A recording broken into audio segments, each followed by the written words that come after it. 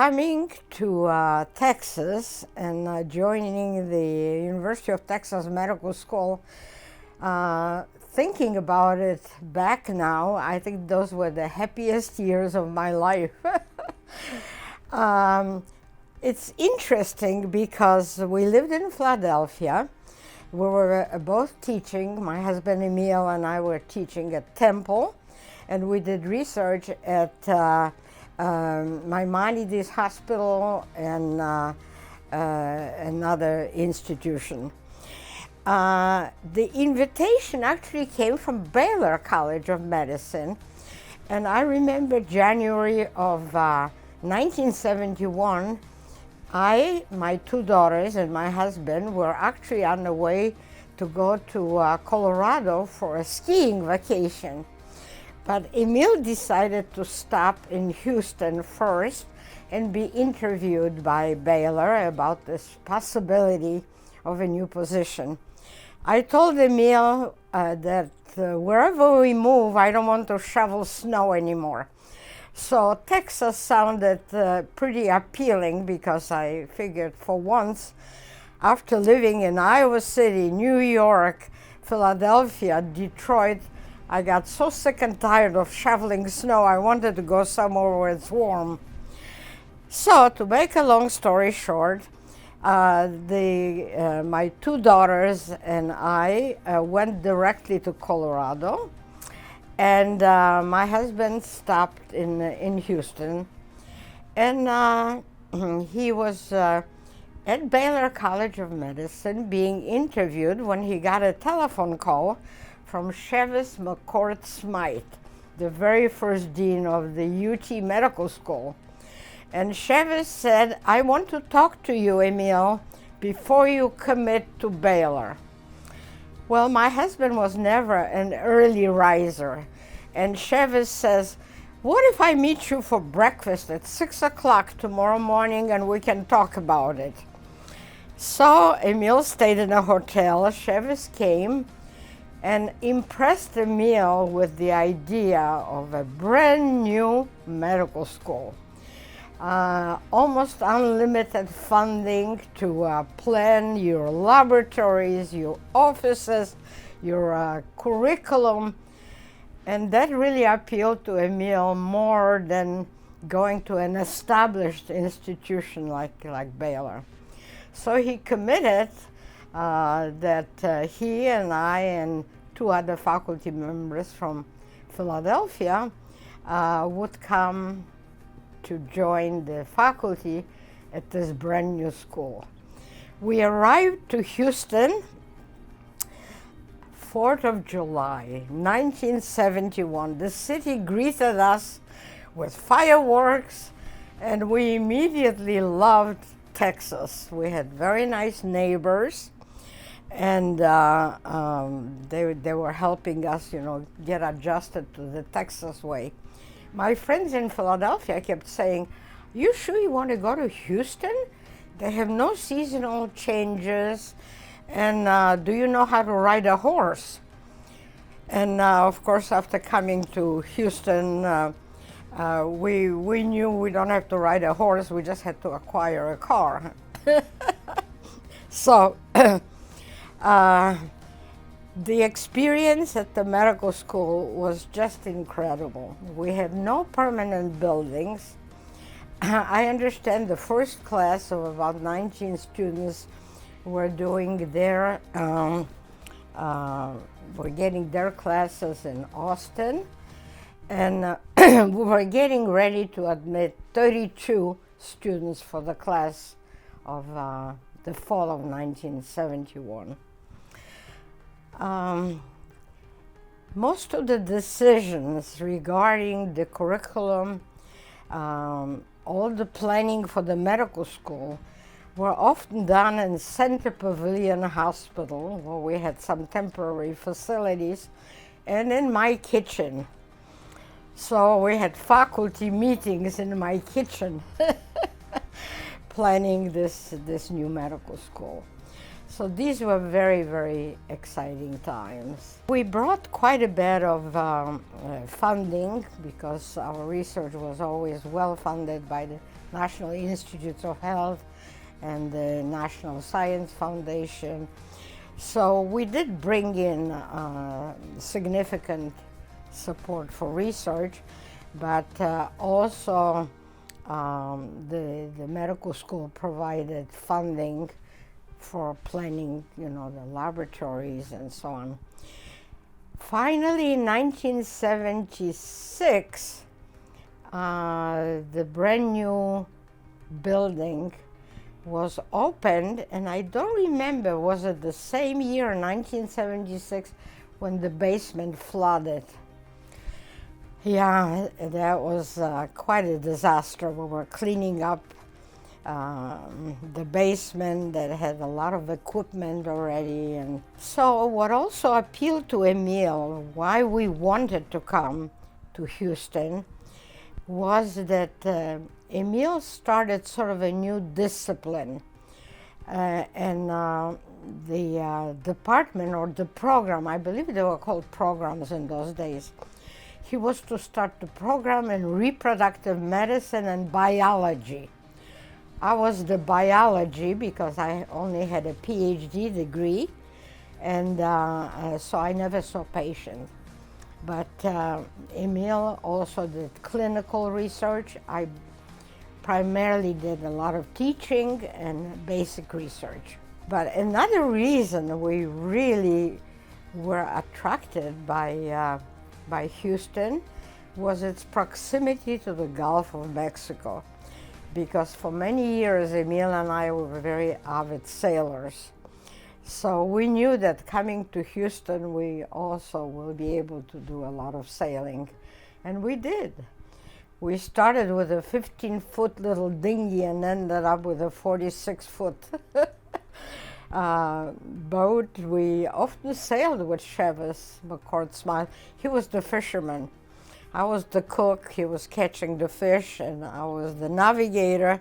Emil was the captain. So we made several major trips with Chevis, and also with some other faculty members that became our close friends. What was so nice about that initial class of only 32 medical students, we knew everybody. We knew their first names, last names, their wives or girlfriends' names, and we often entertained them in our own house. We used to have a summer cookout. It was like a loving big family with a few faculty members and very few students. So those were really very, very memorable years. It was hard work. We often stayed up nights, planning things, writing new grants, and but it was very, very enjoyable. Yeah. I was serving on many, many committees, on the admissions committee, the curriculum committee. I think I served on about 30 different committees at the medical school at various times. And my most rewarding experience was that there was a women's committee, and we discovered that women faculty agreed to accept a position at a much lower salary level than comparable male colleague faculty with similar backgrounds, but that were making considerable higher salaries.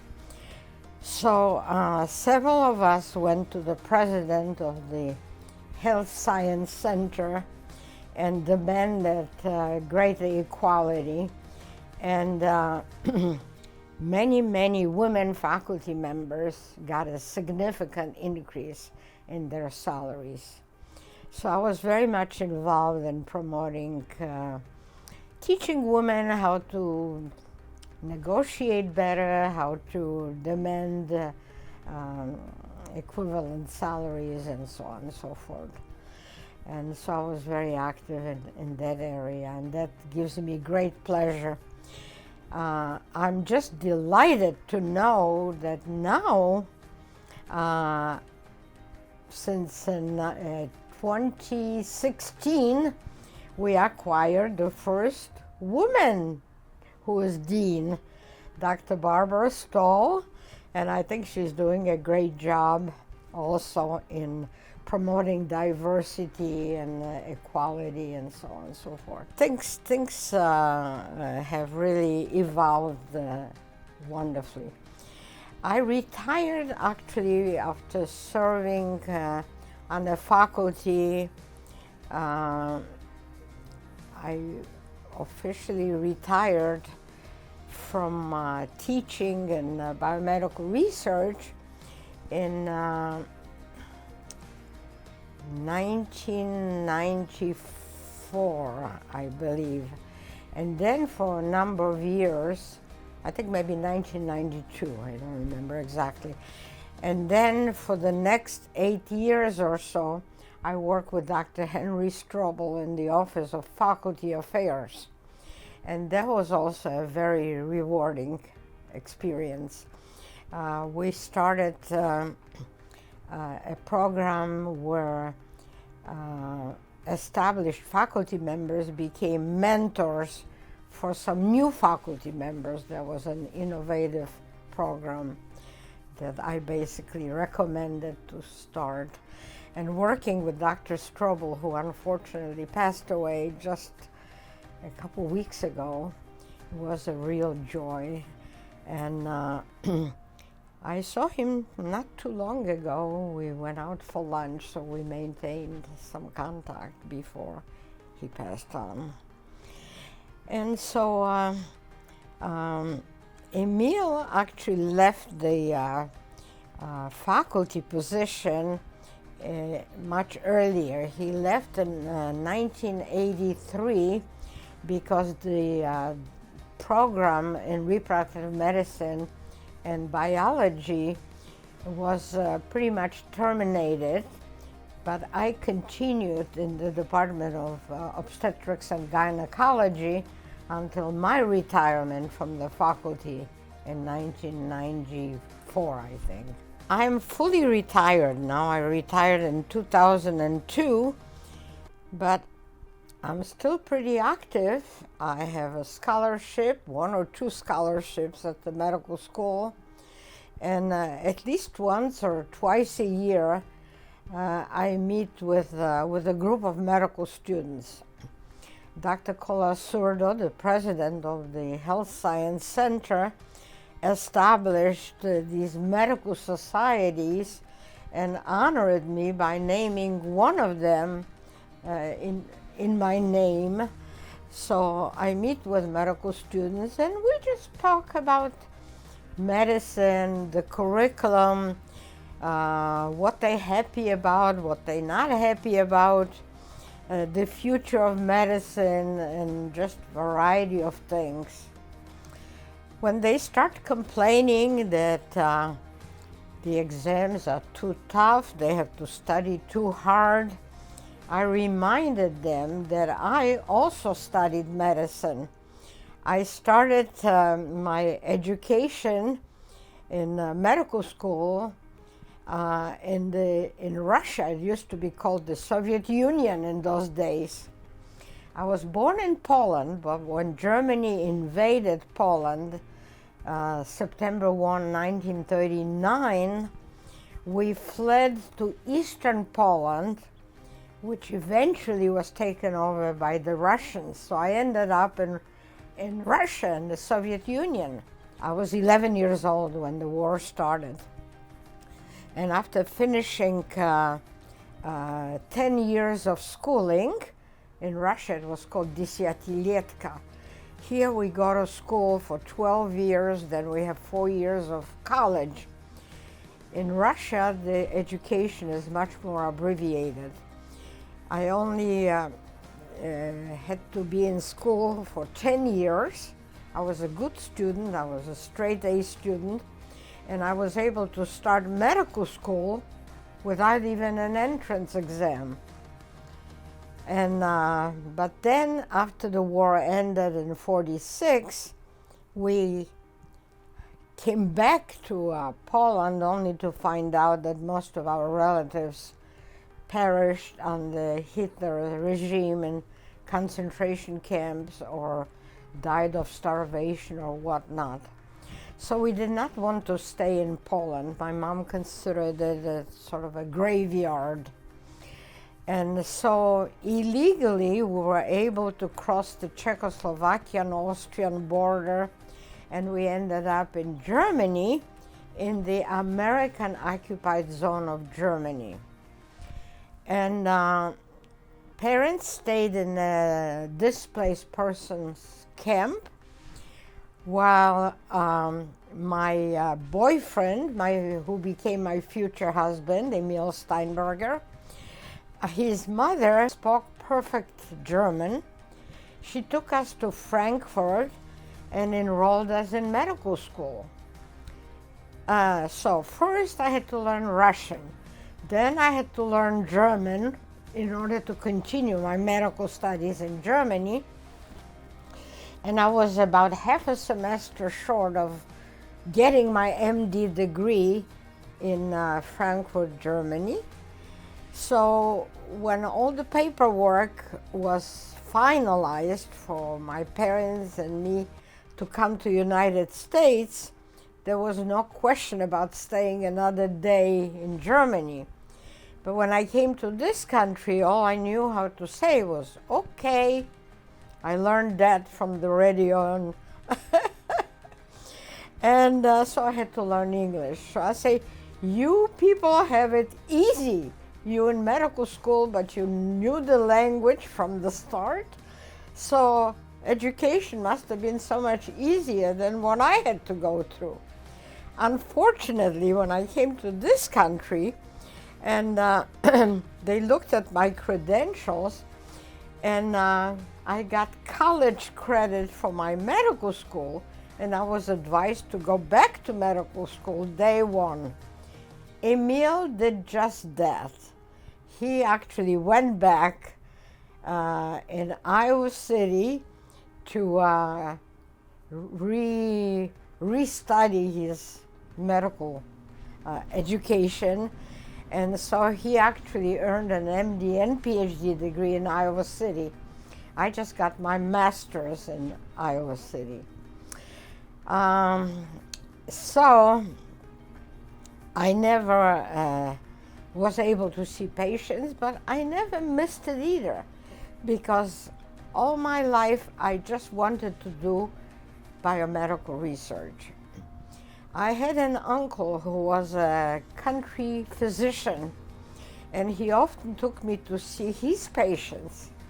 And I always asked him, why do people get sick? Why can't we do something about it? And he says, well, we need more research. We need to learn more about the human body. So I spend my lifetime doing biomedical research. Unfortunately, I was not able to cure the diseases as I was hoping at the age of 8 or 9.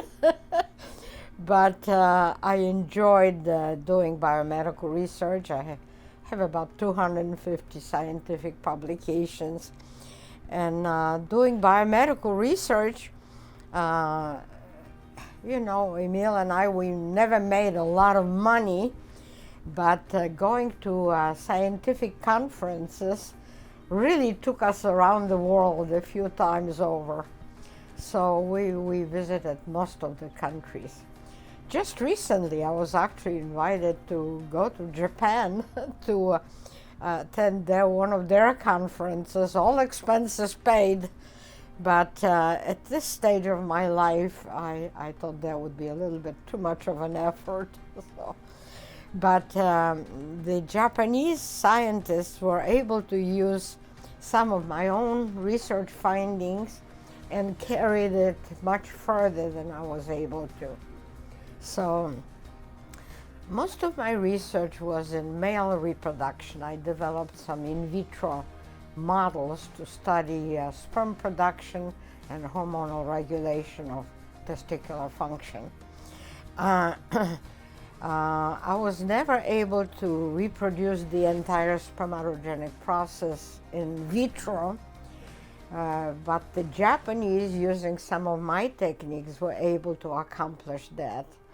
And they actually fertilized some female mice and got perfectly healthy offspring. So it's always rewarding to know that you've contributed something that other people could build upon and carry it much further. That's what research is all about.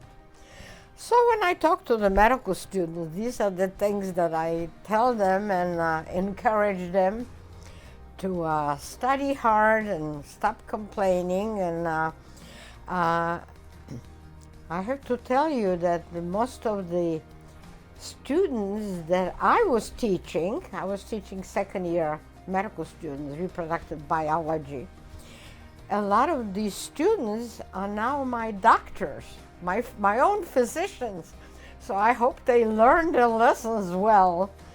I see Dr. Richard Ruiz, I see some other people, Carmel Dyer, and these were people that I've known for a number of years. Francisco Fuentes is my cardiologist.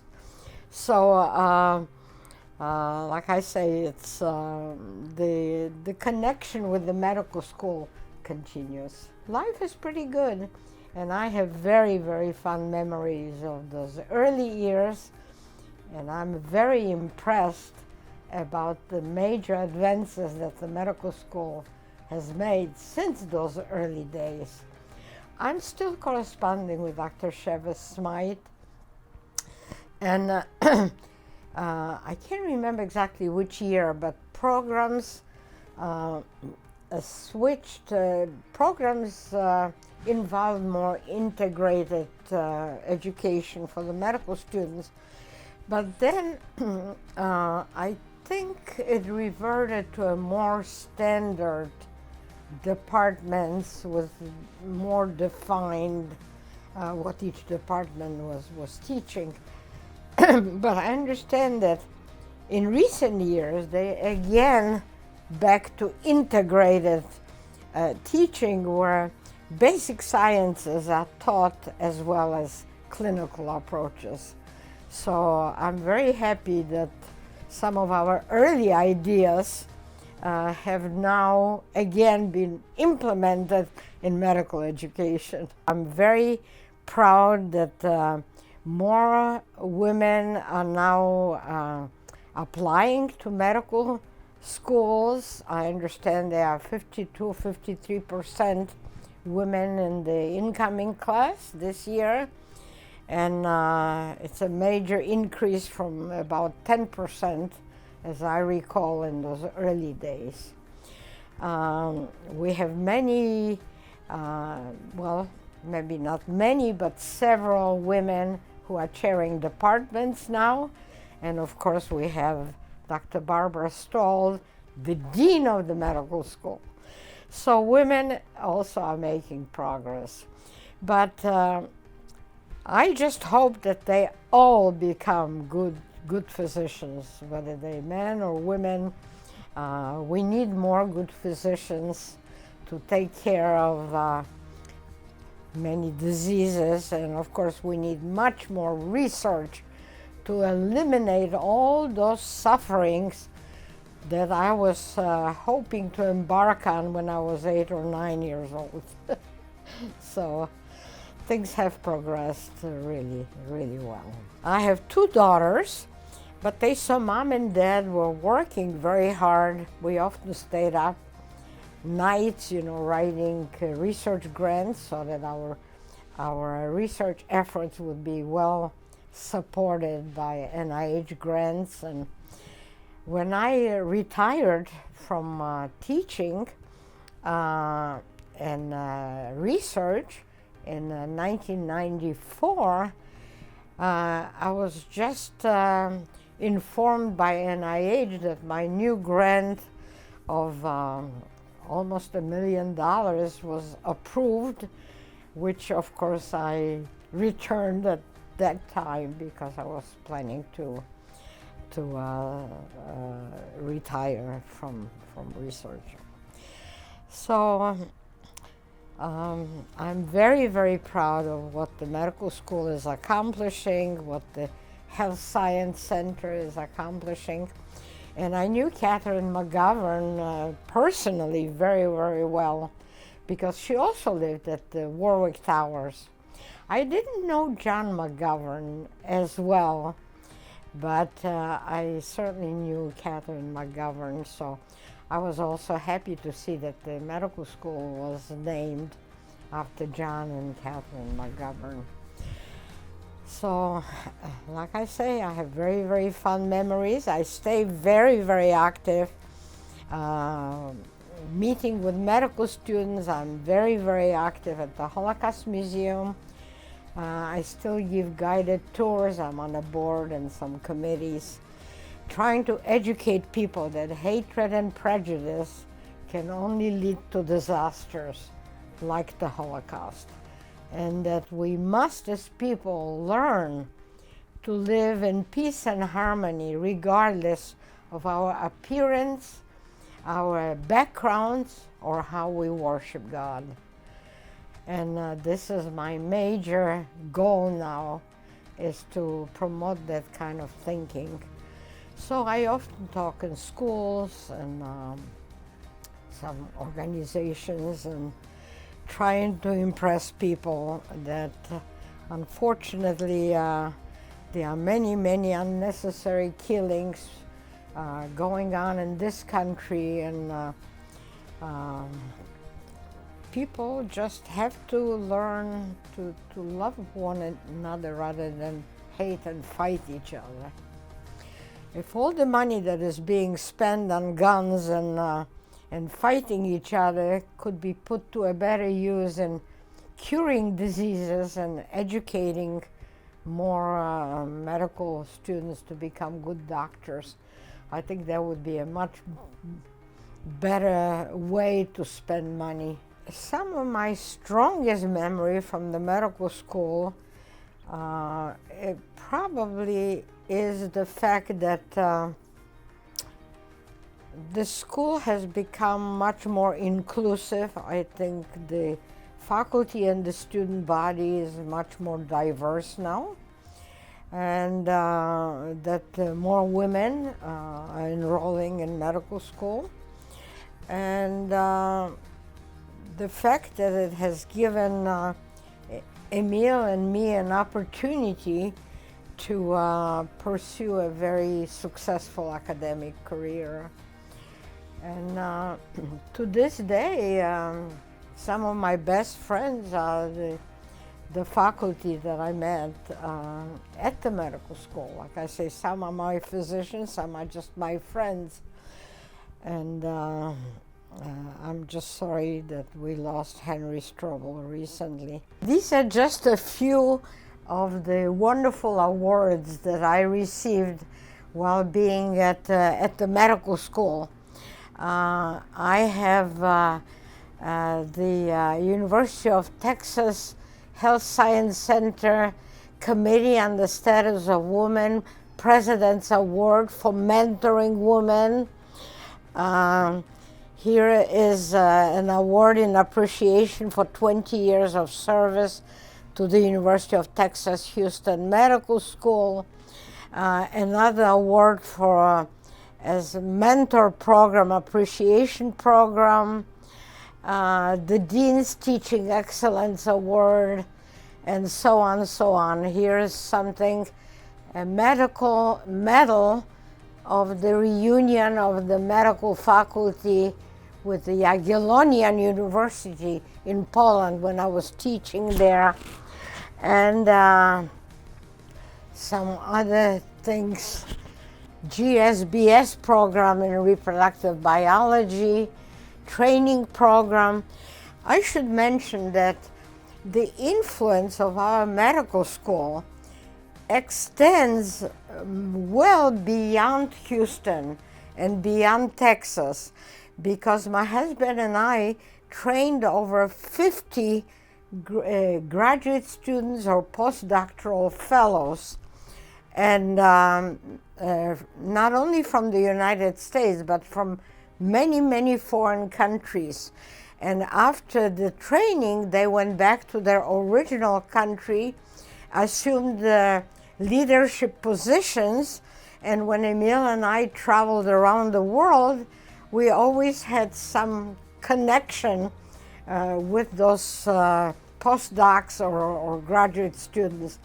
They came from India, Indonesia, Poland, Germany, Japan, literally from all over the world. So they all knew about UT Medical School because it gave them a nice basis to continue their own professional careers.